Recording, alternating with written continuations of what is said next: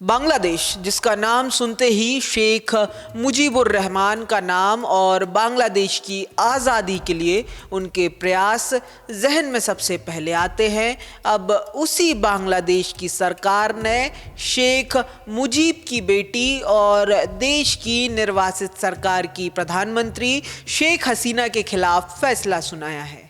फैसला भी कुछ साल की जेल या फिर जुर्माने का नहीं, बल्कि मृत्यु दंड का।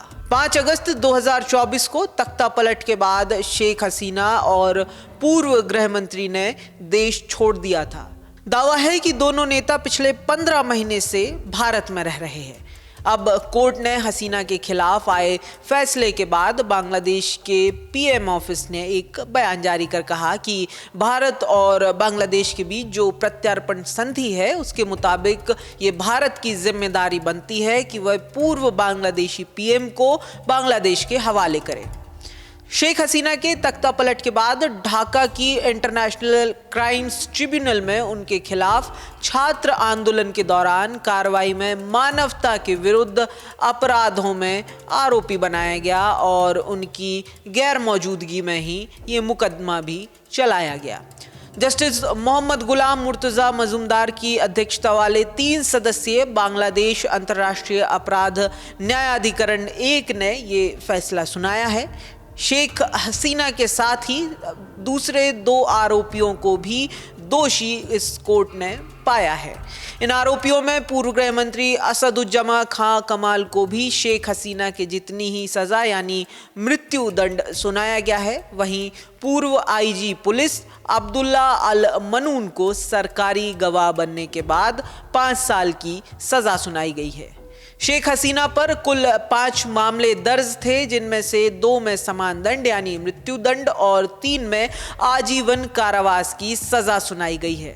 वहीं कोर्ट की कार्रवाई देखने लोग छोटे छोटे समूह में मौजूद थे और जमकर शेख हसीना के खिलाफ नारेबाजी कर रहे थे। फैसले के बाद कोर्ट के अंदर कई सेकंड तक खुशी मनाई गई, जिसके बाद कोर्ट ने लोगों से न्यायालय की शिष्टता बनाए रखने की अपील की। 453 पन्नों के फैसले को पढ़ने से पहले न्यायमूर्ति मोहम्मद गुलाम मुर्तज़ा मजूमदार ने कहा कि इसे 6 भागों में सुनाया जाएगा। वहीं इस फैसले की कार्रवाई का सीधा प्रसारण टीवी पर भी किया गया। 17 नवंबर निर्वासित प्रधानमंत्री शेख हसीना की जिंदगी में काफी अहम दिन है। जिस दिन ढाका में उनके ही स्थापित किए न्याय प्राधिकरण ने उनके खिलाफ सजा सुनाई, उसी दिन उनकी शादी की सालगिरह भी होती है।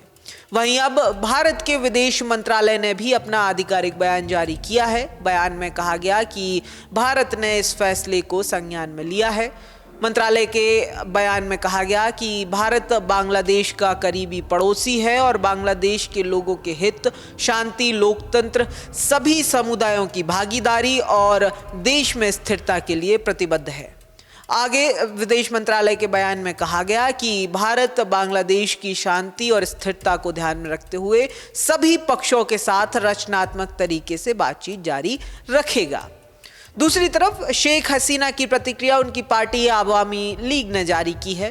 हसीना ने इस फैसले को मानने से इनकार करते हुए कहा कि ये फैसला ऐसे प्राधिकरण ने सुनाया है जिसे कोई चुनी हुई सरकार नहीं चला रही और शेख हसीना ने इस फैसले को पक्षपातपूर्ण बताया।